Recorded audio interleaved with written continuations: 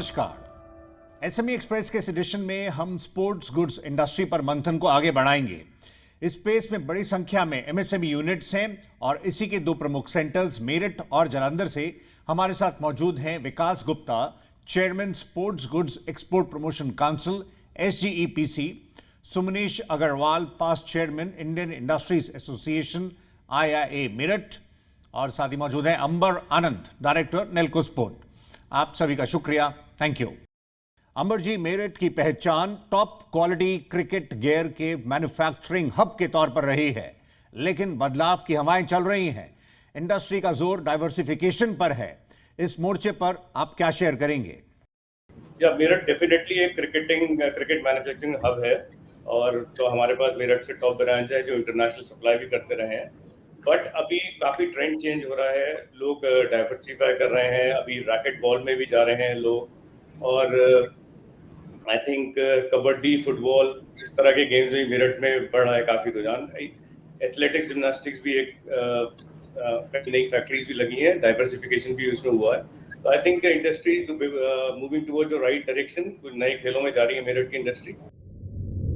विकास जी, भारत एक cricket crazy मुल्क है, क्रिकेट की अपनी एक खास जगह है और रहेगी, लेकिन जैसे स्पोर्ट्स गुड्स इंडस्ट्री कई और दूसरे स्पोर्ट्स पर फोकस कर रही है, इसके पोटेंशियल को आप कैसे एनालाइज कर रहे हैं? जी, cricket as you said is a big sports in India, but जहां तक एक्सपोर्ट की बात है तो हमारी इंडस्ट्री काफी दूसरे प्रोडक्ट्स बना रही है और एक्सपोर्ट कर रही है। जैसे ऑल काइंड्स ऑफ रिप्लेटेबल बॉल्स हैं, स्पोर्ट्स वेयर है, टेबल टेनिस इक्विपमेंट है, बॉक्सिंग इक्विपमेंट है, हॉकी इक्विपमेंट है और नेट्स है। तो काफी डाइवर्सिफिकेशन बाकी प्रोडक्ट्स में आ रही है और आगे भी आती रहेगी। विकास जी, देखा जाए तो एक्सपोर्ट स्पेस में काफी पोटेंशियल है। FTS भी नए अवसर खोल रहा है।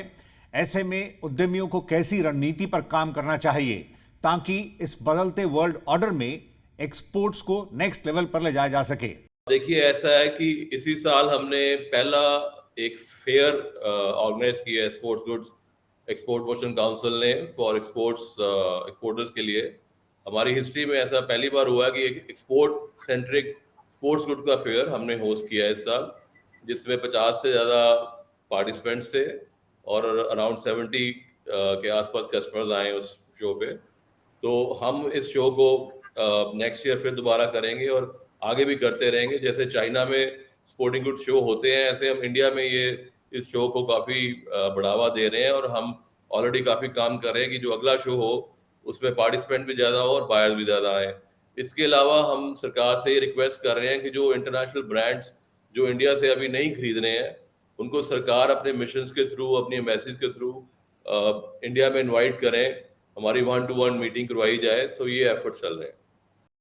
सुमनेश जी, स्पोर्ट्स गुड्स इंडस्ट्री से nearly half of total exports US और UK में होता है। इसको आप कैसे देखते हैं और नए रीजन्स, नई मार्केट्स पर आपका क्या नजरिया है?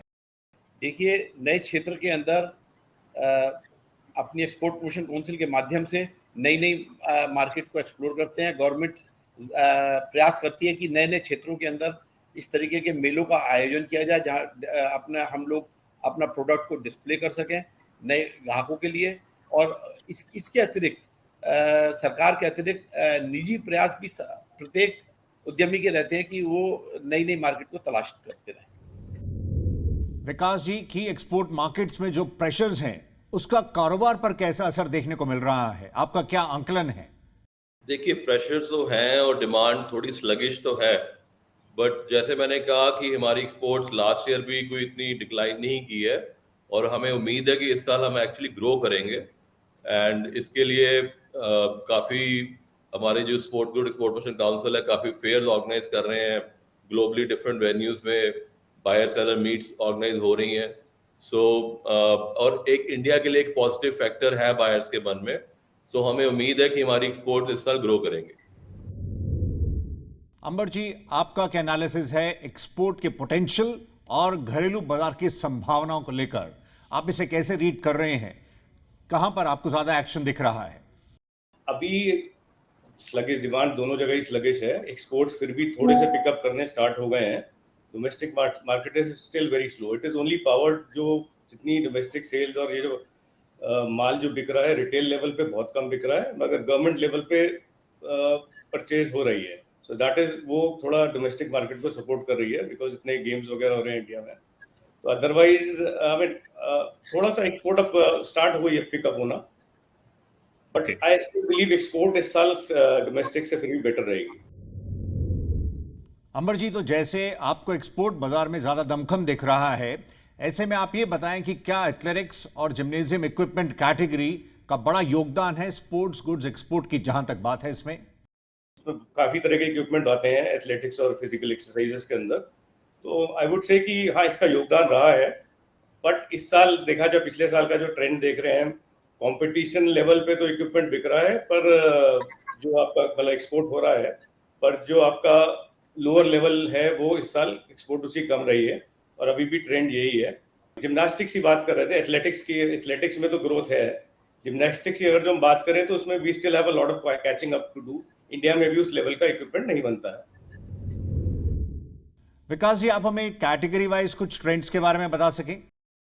देखिए, इन्फ्लेटेबल बॉल्स में लास्ट फाइनेंशियल ईयर में ग्रोथ आई है. स्पोर्ट्स वेयर एक कैटेगरी है which is really growing up, उसमें भी ग्रोथ आई है. कुछ कैटेगरीज में डिमांड गिरी है. So it's a fine balance, but we are, as I said, we are positive कि इस साल ग्रोथ और आनी चाहिए. विकास जी, जिस तरह चाइना स्पोर्ट्स गुड्स के बड़े एक्सपोर्टर्स में शुमार है, लेकिन चाइना +1 के इंडियन स्पोर्ट्स गुड्स इंडस्ट्री के लिए क्या मायने रहे हैं? क्या इंक्वायरीज बढ़ी हैं? इंडस्ट्री कैसी तैयारी कर रही है? जी, श्योरली कोविड के बाद, जैसे आपने बोला, चाइना +1 पॉलिसी ग्लोबल कस्टमर्स कर रहे हैं, एंड काफी न्यू कस्टमर्स की इंक्वायरीज आ भी रही हैं, कुछ के साथ काम शुरू भी हो गया है, और लॉट ऑफ न्यू कस्टमर्स ने हमें विजिट भी करना शुरू कर दिया है, फैक्ट्रीज में आना शुरू कर दिया है.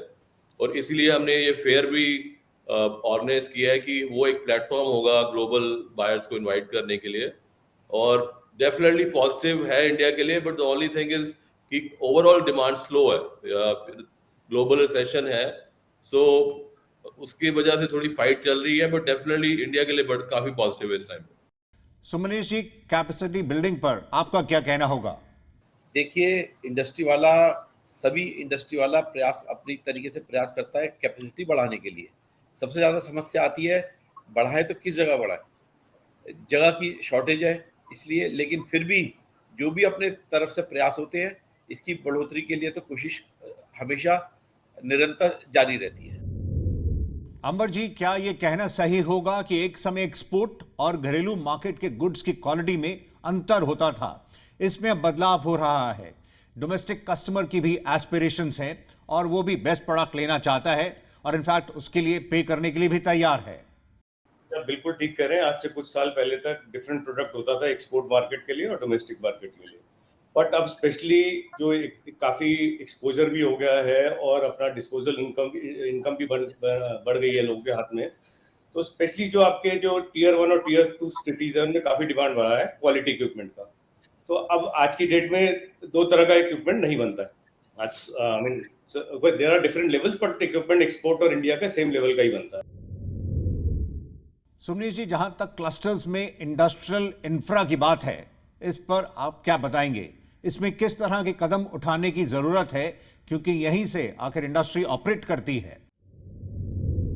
मेरठ क्षेत्र की अगर बात करते हैं तो यहाँ से हमारे को जो रेवेन्यू मेरठ जोन से पिछले साल कलेक्ट हुआ है 7,065.65 करोड़ का टोटल जीएसटी जनरेट हुआ है, जिसमें से 60 से 70% जनरल इंडस्ट्री का आता है, जिसका मतलब है 4,500 करोड़ के करीब इंडस्ट्री से आता है. इसके अलावा लोकल टैक्सेस बहुत इकट्ठे होते हैं, लेकिन जब इसके ऊपर मेंटेनेंस की बात होती है तो खर्चा करने के लिए उनके पास पैसे नहीं होते.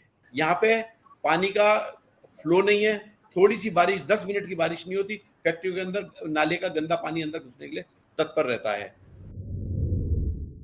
विकास जी, कई सेक्टर्स में इंडस्ट्रियल पार्क्स बनाने पर काम चल रहा है, जिसमें end to end manufacturing facilities होंगी, साथ ही इंडस्ट्री के लिए प्लग एंड प्ले भी मौजूद रहेगा.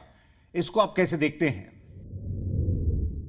बहुत अच्छा आइडिया है, और इनफैक्ट स्पोर्ट्स के लिए भी हम जलंधर के लिए भी इसी को पुश कर रहे हैं कि हमें एक स्पोर्ट्स पार्क दिया जाए जलंधर एंड मेरठ में भी, जिसमें हम सभी एक बढ़िया खुली जगह में फैक्ट्री लगा सके, हमारे सप्लायर्स भी लगा सके। जैसे आप कह रहे हैं plug in and play facilities are very good, बस छोटे जो एसएमईज हैं उनके पास इतना पैसा नहीं है कि वो हाई रेंटल्स और हाई स्पेस की वजह से, so it's a good concept and we are pushing for that. But अभी तक तो ऑनेस्टली कोई पार्क कोई नियर फ्यूचर में नजर नहीं आ रहा मिलता हुआ। अंबर जी, ये भी देखा जा रहा है कि भारतीय कंपनियां एशियन गेम्स और ओलंपिक गेम्स जैसे बड़े इंटरनेशनल स्पोर्टिंग इवेंट्स के लिए स्पोर्ट्स गुड्स सप्लाई कर रही हैं, and your company is one amongst them. आप इस मोर्चे पर जो लर्निंग्स रही हैं, कुछ बेस्ट प्रैक्टिसेस एमएसएमईज के साथ शेयर करें। लर्निंग्स तो ये है कि it takes a lot of sweat, planning, efforts, और हम अब थर्ड जनरेशन बिजनेसमैन हूँ मैं इस time, so it takes a lot of time. As it is said कि भाई रोम भी एक दिन में नहीं बना था, similarly success takes a lot of time to happen, it needs a lot of perseverance as well. तो in terms of best practices के लिए कहें तो हमें बेस्ट फोकस करना चाहिए best human and infrastructure requirements पे, और शॉर्टकट्स नहीं लेने चाहिए, स्टॉप गैप अरेंजमेंट्स नहीं करने चाहिए, follow the best in the world, and we should chart a long term plan and follow it to the core. और बाकी तो ये है कि अगर जो आपने बेस्ट लोगों को बेचना है तो भाई you need to buy from the best as well, so you need to create a vendor base also, buy from the best to be able to sell to the best. So that's it what I would like to say. Amber ji, international sporting events का हिस्सा बनने से आपकी workforce में, teams में एक नया जोश आया होगा, इसके बारे में बता सकें। बिल्कुल आता है जी। अभी रिसेंटली एक्चुअली अभी पहले तो हम लोग जाते थे इंटरनेशनल इवेंट्स में, वहां जाके अपना सामान या इंडिया का बना हुआ सामान देखते थे, खुश होते थे। आज की डेट में हम इंडियन प्लेयर्स भी देख रहे हैं पोडियम में, उसे देख के और खुशी मिलती है। बल्कि अब इंडिया भी बड़े इवेंट्स होस्ट करने लग गया है। अभी वी हैड रिसेंटली हमारे यहाँ पे एशियन वेट लिफ्टिंग चैंपियनशिप हुई थी, कॉमनवेल्थ वेट लिफ्टिंग चैंपियनशिप हुई थी, वो भी नोएडा में, एंड मैं इंफ्रास्ट्रक्चर देख के हैरान रह गया था। गौतम बुद्ध यूनिवर्सिटी में हुआ था ये, and it was an amazing venue, पूरा एयर कंडीशन था, 1200-1500 लोग उसके अंदर आ सकते थे। तो अभी मतलब पहले बाहर जाके खुशी होती थी, अब यहाँ जाके भी लग रहा है कि गवर्नमेंट कुछ कर रही है, इंडिया में इवेंट्स हो रहे हैं एंड इंडियन प्लेयर्स भी वहाँ पे दिखाई दे रहे हैं, तो पिक्चर तो रोज ही दिख रही है। विकास जी, स्पोर्ट्स गुड्स इंडस्ट्री में कई फैमिली रन एंटिटीज हैं। इस बदलते दौर में आखिर वो कैसे इवॉल्व, इनोवेट, रीइन्वेंट कर रही हैं? देखिए, sports industry traditionally family run industries ही हैं। जो मोस्ट ऑफ द इंडस्ट्री हमारी जो पाकिस्तान से माइग्रेट की है पार्टीशन के वक्त, तो काफी पुराना एक इतिहास है हमारी इंडस्ट्री का। एंड और मुझे बड़ी खुशी है कि हमारी अगली जनरेशन भी काफी काम में आ रही है और काफी नए आइडियाज, नए थॉट प्रोसेस के साथ, फ्रेश आइडियाज के साथ आ रही हैं, और मुझे पूरी उम्मीद है कि हमारे यंगस्टर्स हमारी इंडस्ट्री को काफी आगे लेके जाएंगे। विकास जी, आप FY24 के लिए स्पोर्ट्स गुड्स इंडस्ट्री की प्रोजेक्शंस के बारे में बताएं। मुझे उम्मीद है कि इंस्पाइट ऑफ रिसेशन हमारी जो इंडस्ट्री है 15% ग्रोथ अचीव कर पाएगी।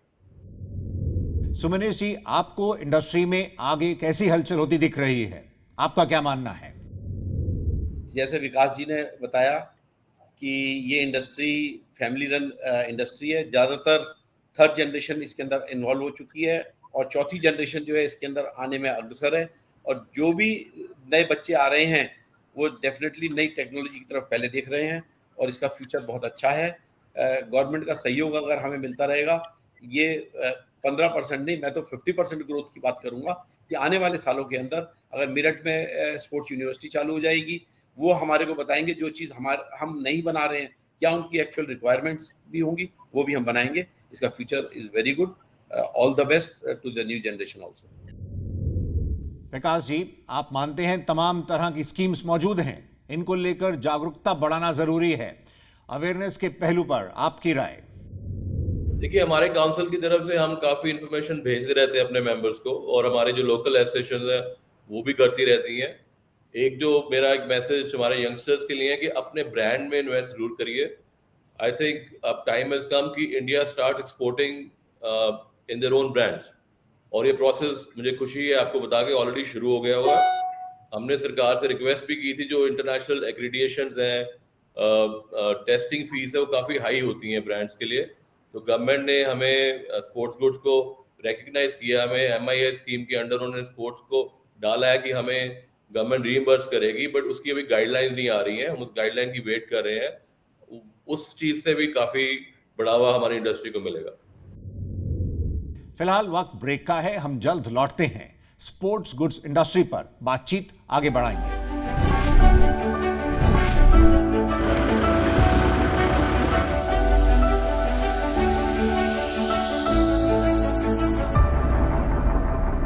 Welcome back. SME एक्सप्रेस में हम फोकस कर रहे हैं स्पोर्ट्स गुड्स इंडस्ट्री पर। आइए आगे बढ़ते हैं। तो विकास जी, कुल मिलाकर पॉलिसी के मोर्चे पर कैसे सपोर्ट की उम्मीद कर रहे हैं? एक तो ये कि जो गाइडलाइंस गवर्नमेंट ने हमें स्पोर्ट्स को डाला है इसमें रीइंबर्समेंट स्कीम में, हमें गाइडलाइंस नहीं इशू हुई हैं, सो वो जल्दी से जल्दी होनी चाहिए। Secondly, sports park urgently Meerut और जालंधर में होना चाहिए। And thirdly, we been requesting the government की जो बड़े ब्रांड जो नहीं इंडिया से ले रहे, the government should use their pools, offices, missions, embassies to invite those brands and come and visit the factories in India. Sumneet ji, जहां तक मेरठ की बात है, आपके यहां कॉमन फैसिलिटी सेंटर है, उसकी वर्किंग के बारे में बता सकें। मेरठ के अंदर PPT सेंटर यहाँ पे एस्टेब्लिश है, लेट 80s के अंदर उसको एस्टेब्लिश किया गया था। यहाँ पे UNDP के अंतर्गत बहुत सारी मशीनरी, टेस्टिंग फैसिलिटीज वगैरह सारी इंपोर्ट हुई थी, और ये ऑफ एंड ऑन जो है इसको अपडेशन भी करते रहते हैं। ये यहाँ के लिए, यहाँ की इंडस्ट्री के लिए काफ़ी हेल्पफुल है। अपार्ट फ्रॉम दैट, गवर्नमेंट भी इन्होंने ओपन ऑफर कर रखा है, कोई भी अगर एस्टेब्लिश करना चाहता है, कोई भी ग्रुप करना चाहता है, इंडिविजुअल करना चाहता है, इसके अंदर 10 करोड़ तक की ग्रांट गवर्नमेंट देने के लिए तैयार है। विकास जी, जो कॉमन फैसिलिटी सेंटर की जो भूमिका है, इसको आप कैसे देख रहे हैं? क्योंकि माइक्रो यूनिट्स के लिए खुद कई पहलुओं को मैनेज करना मुश्किल हो जाता है। देखिए, जैसे सुमनेश जी ने बोला, मेरठ में तो PPTC सेंटर है, पर जालंधर में ऐसा कोई सेंटर नहीं है।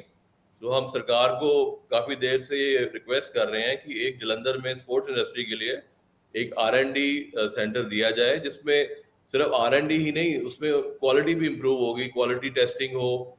इतनी एक्सपेंसिव मशीनें छोटे मैन्युफैक्चरर्स नहीं अफोर्ड कर सकते फैक्ट्रियों में लगाना क्वालिटी चेक करने के लिए, तो it can be both quality and R&D। अंबर जी, आपकी क्या राय है? OD-OP की इस दौर में इन सेंटर से कैसी उम्मीद है?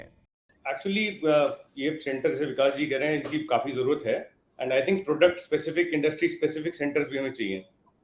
वो अब हम जैसे OD-OP के अंतर्गत मेरठ में हम स्पोर्ट्स गुड्स को बढ़ावा दे रहे हैं, तो आई थिंक हमारा जो ये जो कॉमन फैसिलिटी सेंटर होना चाहिए, प्रोडक्ट स्पेसिफिक, इंडस्ट्री स्पेसिफिक भी होना चाहिए। अंबर जी, लास्ट वर्ड आपसे लेते हैं। अभी जैसे ब्रांड्स की बात रखी गई है, आप मानते हैं ये दौर ब्रांड्स का है और इंडस्ट्री को इस पर जोर देना ही होगा। हमारी, जैसे सुमेश जी ने भी कहा, हमारी जो पूरी और विकास जी ने भी कहा, हमारी इंडस्ट्री जो है प्री पार्टीशन डेज की है, डिस्प्लेस होकर इंडिया में आई, तो उसके बाद भी काफ़ी नाम कमाया। अब हम लोग सब थर्ड जनरेशन हैं, तो I think it is now the time to build up on that legacy. Brands बनाओ अपने, गवर्नमेंट से भी सपोर्ट है। आज की डेट में गवर्नमेंट ऑफ इंडिया ने एक नया अप्रूव करा है कि आप जो अपने प्रोडक्ट्स अप्रूव कराते हैं इंटरनेशनल फेडरेशन से, और जो टेस्टिंग करते हैं उसको भी कुछ हमें सब्सिडाइज करेगी या कुछ रिफंड करेगी। So I think it is now the time to build brands. We should see more Indian brands become international brands now. Sports goods industry पर SME एक्सप्रेस की इस खास पेशकश में इतना ही। हमें ज्वाइन करने के लिए Vikas Gupta, chairman, sports goods export promotion council SGPC, Sumanesh Agarwal, past chairman III Meerut, और अंबर आनंद, डायरेक्टर नेल्को स्पोर्ट, आप सभी का शुक्रिया, थैंक यू। हम उम्मीद करेंगे कि नए अवसरों को भुनाने के लिए उद्यमी जरूरी कदम उठाएंगे। हमारी ओर से इस क्षेत्र के माइक्रो, स्मॉल, मीडियम एंटरप्राइजेज यानी MSMEs को शुभकामनाएं। फिलहाल इतना ही। अगले एडिशन में मुलाकात होगी एक नई थीम के साथ। फिलहाल नमस्कार।